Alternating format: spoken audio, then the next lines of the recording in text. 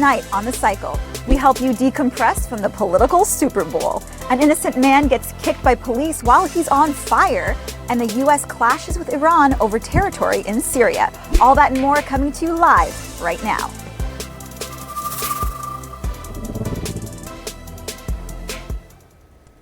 Welcome to The Cycle. I'm Aaliyah Jasmine. And I'm Jacques Slade. It's Thursday and it's Kanye West's birthday, or as Kanye calls it, it's Christmas. Yeah. Okay, so before you start your weekend, let's hit the day's biggest headlines in case you missed it. First, we are absolutely comatose after James Comey's Senate testimony today. Yeah, I never thought I'd say this, but I agree with Marco Rubio. That was, of course, Marco Rubio during John McCain's incoherent line of questioning, during which he referred to former FBI director as President Comey. You know, normally when you read a certain confused, rambling age, you retire in Arizona, you don't become Arizona's mayor. Senator. No, not the mayor, senator. Even still. There are two big takeaways today. Number one, the leaks of the Trump-Comey conversation, they came from Comey himself. That is a big plot twist. You see, he was trying to get a special counsel appointed, and it worked. Yeah, second, Comey confirmed that Mike Flynn was under a criminal investigation, which begs the question, will Flynn actually flip on Trump in exchange for immunity? Remember, it only took $500,000 from Turkey to get Flynn to betray his country. What do you think it would take for him to betray Donald Trump? Okay, moving on. You know how sneaky politicians can be. Well, assuming we'd be all distracted by the Comey cloud, Republicans made a couple big moves this afternoon. First, Mitch McConnell reportedly took steps to fast-track the Senate's health care bill, exercising a rule that would allow it to go up for a vote without going through the committee process first. Also, the House passed a bill to gut the financial protections put in place to prevent another Great Recession. So stick around because we'll explain everything you need to know about that later in the show. Yeah, some really great stuff, so make sure you stay tuned. Finally, exit polls in the United Kingdom have Britain spitting out their tea. It looks like no party will win a majority in the seats of the parliament. Yeah, it looks like Prime Minister Theresa May have screwed up. Her Conservative Party had a 20-point lead when she first called for this election in April, and the whole point of her calling this election was to add more seats to her majority. A majority it looks like she will now lose. And now there's a chance that Jeremy Corbyn from Labour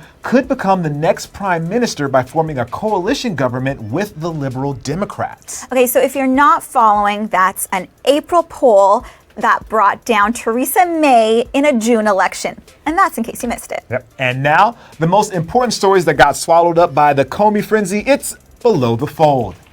Okay, so first up, a police chase in New Jersey ended in a fiery crash, and police rushed to apprehend a man on the ground scrambling to remove his clothes. Then this happened.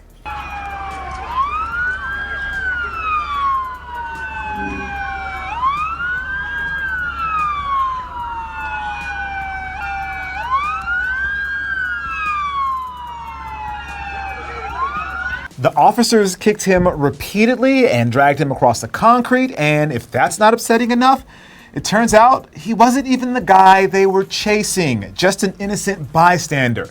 The Jersey City mayor said his office will review the tapes and pursue, quote, termination and criminal charges as appropriate, end quote. And now the police union says the officers were just trying to put out the flames. Yeah, only in New Jersey could stop, drop, and roll become stop, kick, and drag. Yeah, next, Al Jazeera says an aggressive cyber attack targeted at its digital and TV operations. Yeah, so Al Jazeera is headquartered in Doha, Qatar, and you might remember Saudi Arabia and several neighboring countries completely cut off relations with Qatar earlier this week. So this situation just continues to escalate. It's also worth noting Russian hackers allegedly posted fake news on the website of Qatar's state news agency. That news played a big part in upsetting the Saudis enough to cut off ties with Qatar in the first place. Okay, next up, Chinese police detained 20 Apple employees in China for allegedly stealing customers' private data and selling it for $7 million. Yeah, the employees supposedly made a bunch of phone numbers, email addresses, and Apple IDs mysteriously disappear. Yeah, the same thing happens to me every time I sign into iCloud. You really need to change your passcode. And finally, Olympic swimmer Ryan Lochte is a father. His fiancee Kayla Ray Reid gave birth to a baby boy today. She said she can't wait to teach her little guy how to walk, talk, and read. And of course, she was probably talking about Ryan. Well, I mean, at least he can swim. And that's below the fold. Okay, and now it's time for TLDR. So let's look at a story that's a small piece of what could potentially be a huge problem. Today in Syria, American military aircraft shot down a drone after it fired on U.S.-led coalition forces. Well, that drone belonged to pro-government forces backed by Iran. This is all part of bubbling tensions between the U.S. and the Iranians over control of territory in Syria. Yeah, you see, ISIS is losing ground in Syria, and that's obviously a good thing, but there's trouble brewing as we try to sort out who will occupy the areas that they vacate. So it's the same thing that happened when you went to college and your mom wanted to turn your room into a nice guest room with tasteful flowers and soaps, and your dad wanted to make it Dave's kick-ass wood panel sports cave and whiskey bar. That literally sounds like my mom. Iran wants command over a portion of southern Syria because it could be part of a major supply route connecting Tehran with Iraq and Lebanon. This helps Iran compete with Saudi Arabia to become the dominant power in the Middle East. So the U.S. obviously doesn't want Iran to become more powerful. Plus, if we control territory that Iran desperately wants, we suddenly have a bargaining chip in future negotiations. And since it's the Middle East, there's, of course, oil in the ground that's that the controlling country would then have access to. I mean, at the end, it's all about oil. Yeah.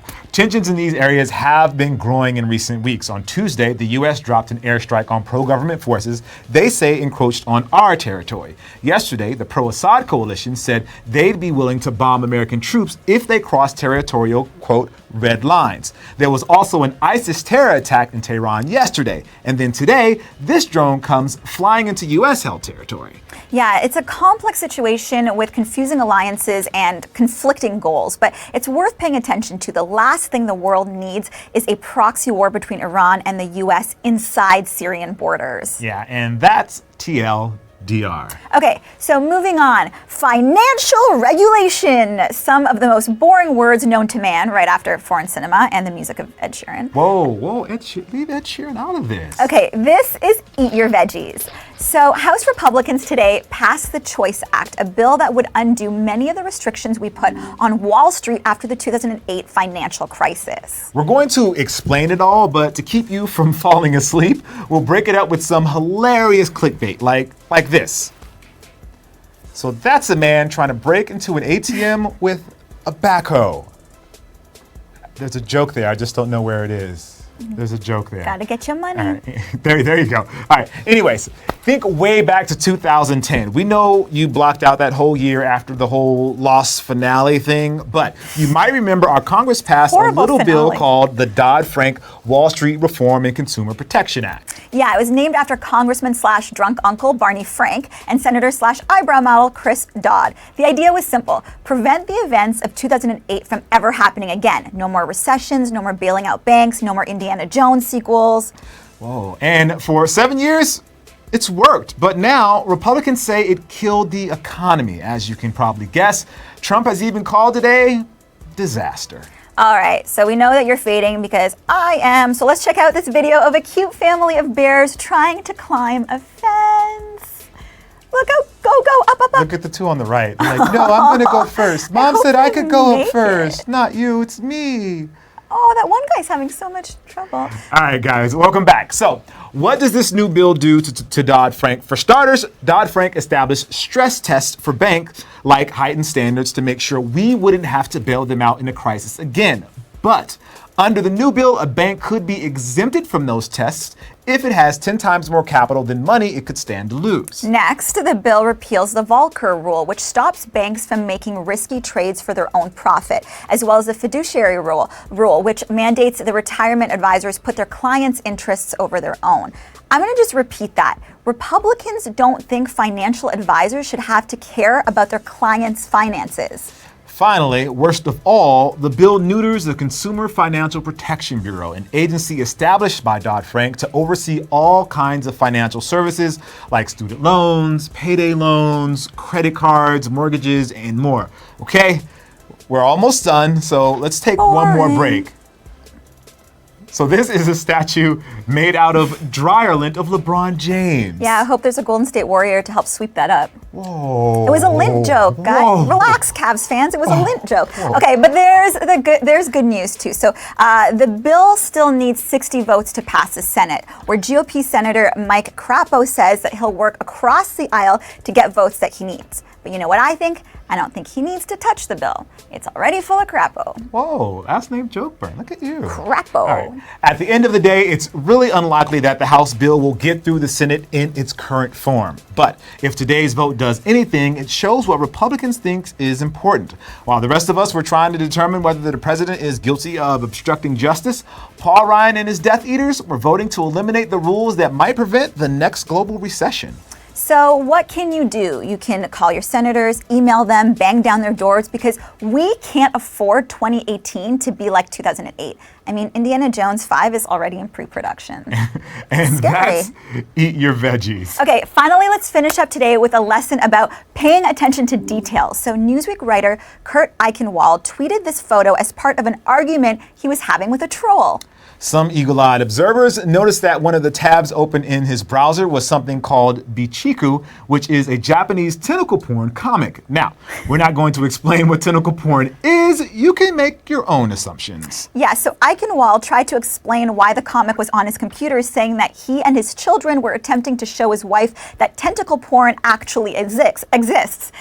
I don't even, how did tentacle porn come up in a conversation with his kids and his wife? I'm not touching that. Let he who is without sin, let him cast the first stone. Are you, never mind.